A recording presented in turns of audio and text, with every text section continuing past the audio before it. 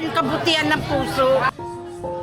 Gusto ko siya kasi gusto ko yung bago. Bata pa siya, marami siyang kabaitan na may bibigay sa kabataan at senior at saka sa iba pang tao.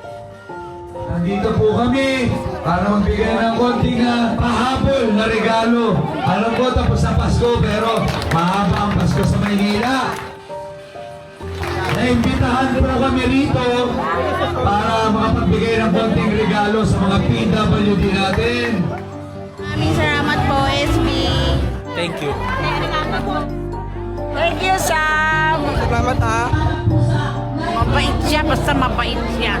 Makatao talaga siya. Ito na yung pagkakataon, magkaboses na talaga yung PWD.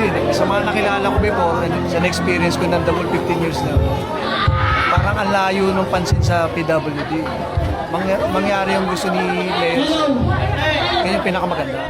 So kung paalam sa inyo na hindi po namin kayo nakakalimutan at nandito kami para sa inyo.